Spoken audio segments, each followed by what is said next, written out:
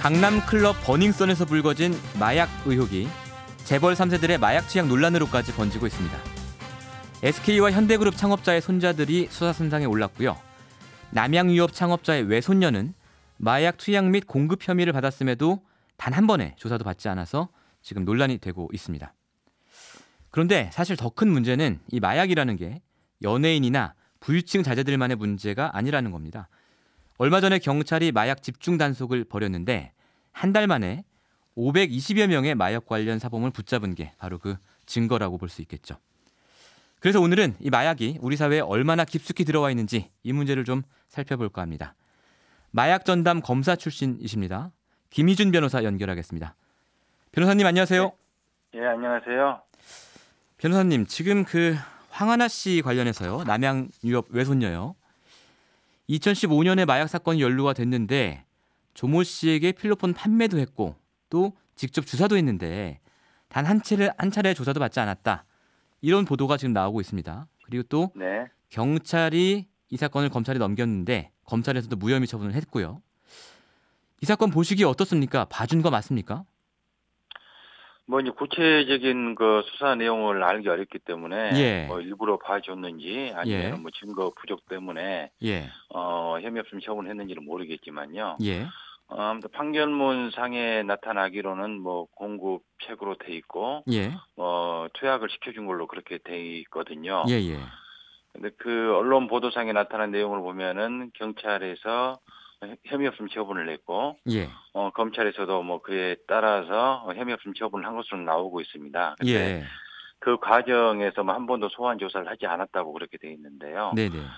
통상적으로 이제 마약 수사라는 것은 투약 사범을 먼저 검거를 하고 예. 그다음에 그 투약 사범한테 마약을 공급한 사람이 누군가를 파악을 해서 그 공급책에 대한 수사로 이어가는 거거든요. 여기서 이제 공급책이 바로 황하나 씨가 되겠죠. 예, 판결문 상으로 보면 그렇게 돼 있죠, 지금. 예. 그래서 상선에 대한 수사로 이어가는데 예. 이 건 같은 경우에는 무슨 이유인지는 모르겠지만은 예. 아무튼 그 판결문에 표시가 되어 있는 황하나 씨에 대한 수사를 한 번도 소환 조사도 하지 않고 마무리했다는 것은 예. 좀 뭐 석연치 않은 구석이 있다고 생각이 됩니다. 변호사님께서 마약 전담 검사로 활동하실 때 네. 이 투약 사범을 검거했는데 예. 그 공급책을 수사하지 않은 경우가 한 번이라도 있었습니까? 통상적으로 이제 뭐 투약 사범을 검거하는 것은 예. 그 위에 상선인 공급책이나 뭐 밀수책 예. 이런 사람들에 대한 검거로 수사를 확대를 하기 위해서 하는 것이죠. 그렇죠. 그걸 잡아야 일망타진이 되는 거겠죠. 그렇죠. 예. 그 공급책이면 또 그 공급을 또 어디서 받았는지 공급책도 이제 뭐 소매상이 있고 도매상이 있고 그렇거든요. 예. 예, 그래서 쭉쭉쭉 올라가는 수사를 해야 되는 것인데 뭐 이 건 같은 경우에는 무슨 특별한 사정이 있었는지는 모르겠지만은 뭐 그에 대해서 소환 조사조차도 하지 않았다. 예. 뭐 그런 것은 좀 이해하지 못할 구석이 있다고 생각이 됩니다. 예. 근데 경찰에서 압수수색 영장을 신청했는데 검찰이 반려한 부분, 이 부분은 어떻게 보십니까? 그 부분은 보니까 이게 뭐 최근에 범죄 사실이 아니라요. 좀 상당히 시간이 경과된 것으로 보여지더라고요. 예. 그래서 뭐 지금 뭐 압수수색을 해봐야 그 범죄 사실에 대한 입증의 실효성이 없다고 판단했을 수는 있어요. 예. 그래서 그 부분에 대한 영장 기각은 뭐 수사를 하다 보면은 어차피 입증 그 압수수색하고 그 범죄 사실하고 관련해서 입증의 연관성이 있어야 되거든요. 예. 근데 그 부분을 좀 낮게 보지 않았나 싶습니다. 그래서 반드시 뭐 이해하지 못할 부분은 아니라고 보여지거든요. 예. 혹시 변호사님께서 검사 출신이라서 검찰들 편 드시는 건 아니죠? 그건 아닙니다. 예. 알겠습니다. 심지어 어제 MBC 보도를 보니까 이런 내용도 있었어요. 이 황하나 씨가 경찰청장이 아버지와 베프다. 뭐 정확히 표현하면 개 베프다 이런 표현을 썼는데 네. 이 황하나 씨가 지인에게 말하는 내용도 있고 뭐 경찰서장을 만나고 왔다 이런 내용도 있고요. 물론 당사자들은 부인하고 있습니다만 네. 이렇게 좀 그 고위층 자제들이 마약 사범으로 걸렸을 때 사실 외압이라든지 뭐 이런 게 좀 있기도 합니까? 글쎄요, 뭐 저는 뭐 수사를 하면서 그런 뭐 예압을 받아보거나 한 적은 없거든요. 뭐 전화 받아보신 적도 없고요. 예. 그런데 뭐 이 건 같은 경우에 그 내용이 사실인지 아닌지 그건 잘 모르겠지만은 뭐 어찌 됐든지 간에 판결문의 공급책으로 적시가 돼 있는데 그 부분에 대해서 뭐 적극적인 수사가 안 돼 있다면은 그 내막에 대해서는 그 예. 이유에 대해서는 네. 다시 한번 뭐 조사가 필요한 부분이라고 해야 되겠죠. 알겠습니다. 이 지금 뭐 황하나 씨뿐만 아니고요. 재벌가 3세들, 뭐 SK와 현대그룹의 3세들이 지금 수사선상에 올라 있는데요. 네. 특히 이분들이 사들였다는 그 액상 대마라는 게 뭐 고농축 액상 대마래요. 그래서 환각성이 일반 대마초보다 거의 40배 정도 되는 대마라고 하는데 이 정도면 뭐 사람이 피우고 견딜 수 있는 거예요, 이게? 이게 뭐 환각성의 정도가 굉장히 강하다고 이제 봐야 되고요. 예. 보통 이제 뭐 고농축 액상 대마기 때문에 일반 그 대마처럼 뭐 대마는 보통 대마초 형태로 해서 뭐 담배 피는 것처럼 피잖아요. 예. 근데 이것은 이제 대마 성분을 압축을 해가지고 만드는 게 액상 대마인데 예. 그렇게 했을 경우에는 그 원래 느끼고자 하는 그 환각 작용이라든가 각성 작용 효과가 훨씬 더 강하다고 봐야 됩니다. 그래서 소위 말해서 예. 품질이 굉장히 월등한 거죠. 예. 근데 이게 그 강도가 강하면 네. 부작용도 더 많은 거 아니겠습니까? 너무나 이게 뭐 강도가 강하면 부작용이 생길 수도 있겠죠. 예, 예. 예, 있기는 있는데 통상적으로 이제 마약이라는 게 자기가 품질이 낮은 것 같은 경우에는 예. 본인이 원하는 효과가 잘 나타나지 않는 경우가 있거든요. 아. 예, 그래서 이제 품질이 좋은 것을 자꾸 찾게 되고 그렇군요. 품질이 좋은 이게 마약을 섭취했을 예. 경우에는 본인이 기대한 효과를 느끼기 때문에 예. 자꾸 이제 이런 뭐 비록 고가긴 하지만은 예. 품질 좋은 마약을 찾게 됩니다. 점점 고농도 마약을 찾으면서 수렁에 빠져드는 거군요. 네, 그런 형태로 가는 거죠. 예. 그런데 이게 말이죠. 지금 보도가 나오고 있는 것은 뭐 연예인이라든지 뭐 고위층 자제들 이런 쪽으로 보도가 많이 나오고 있는데 실제로 어떻습니까? 과거에 수사를 하실 때도 이런 부유층이나 고위층의 자제들이 많았습니까? 예전에는 사실 이제 뭐 전문적인 거 마약 사범들 간의 예. 마약 거래가 이루어지고 또 그들 사이에서 뭐 투약 행위가 이루어지고 했었는데 예. 뭐 최근으로 올수록 이제 뭐 재벌가 자녀들뿐만이 아니라 화이트 칼라층에도 굉장히 만연해 있어요. 과거에는 오히려 안 그랬군요. 뭐 여기 뭐 화이트 칼라층의 마약류가 퍼진 게 어제 오늘의 일은 아닙니다. 제가 2010년도에 서울중앙지검 강력부장할 때도 그때 연예인을 비롯해서 뭐 사업가들 그다음에 뭐 재벌가 자녀들을 비롯한 소위 말하는 화이트 칼라들에 대한 마약 사범들을 대대적으로 단속한 적이 있거든요. 그랬군요. 예. 예, 그래서 최근에 이제 뭐 재벌가들 마약 사건하고 버닝썬 사건 때문에 뭐 세간의 관심을 받고는 있는데 이런 화이트 칼라층에 대한 그 마약 문제는 어제 오늘의 이야기는 아니고요. 그렇군요. 뭐 예전부터 문제가 됐던 것인데 그 확산되는 속도라든가 확산되는 그 범위가 굉장히 넓어지고 있는 거죠. 그래서 심각해져 가고 있다고 봐야 되는 겁니다. 뭐 제가 앞에서도 말씀드렸지만 경찰이 5월에 마약 집중 단속에 나섰는데 5월까지 한 달 만에 뭐 520명을 붙잡았어요. 이게 뭐 집중 단속이라고는 해도 너무 많은 숫자 아닌가요? 말씀하신 것처럼? 예, 이건 사실 이미 우리 사회에 그 마약 사범들이 널리 퍼져 있다고 봐야 되고요. 우리나라가 뭐 마약 뭐 청정국이라는 좀 한상에 빠져 있는데 사실 이거 뭐 통계 수치를 기준으로 하는 거 아니겠습니까?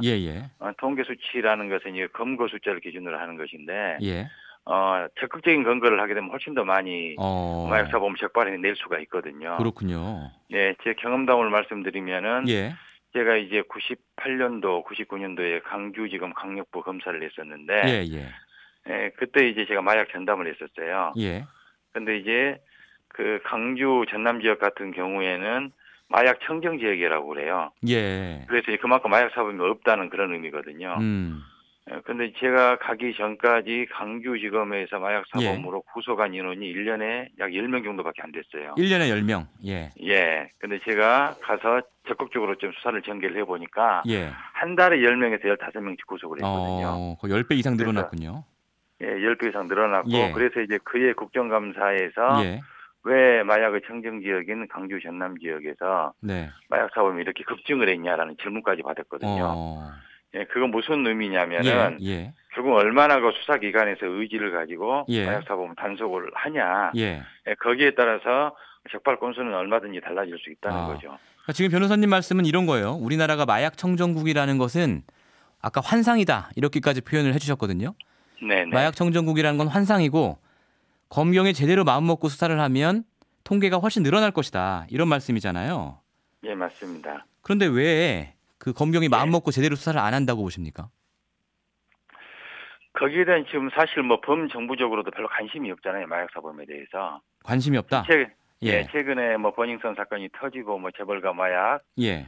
사건이 터져서 지금 반짝 관심을 갖지만은 예. 또 이게 이런 상황이 좀 지나가고 나면 또 관심이 별로 없어지거든요. 예. 그래서 범정부적으로 좀 관심을 가지고 그 유관 기관에 대한 적극적인 지원도 해주고 사기 진작 때도 좀 강구를 해주고 해서 거기에 대해서 적극적으로 관심을 가지고 단속을 할 수 있도록 해줘야 되는데 그에 대한 사실 뭐 사회적 관심이 좀 부족한 편입니다. 우리나라 같은 경우. 지금 제가 미국의 검사들을 만나서 이야기를 들어보면은 미국 같은 경우에는 가장 중요시하는 범죄가 첫 번째가 마약 범죄고 두 번째가 조직 범죄고 세 번째가 화이트 칼라 범죄로 그렇게 이야기를 하거든요. 그렇군요. 왜냐하면 마약 범죄나 조직 범죄 같은 경우에는 일반 국민들한테 직접적으로 영향을 미치잖아요. 그런데 화이트 칼라는 범죄도 엄단을 해야 되겠지만 사실 간접적이거든요.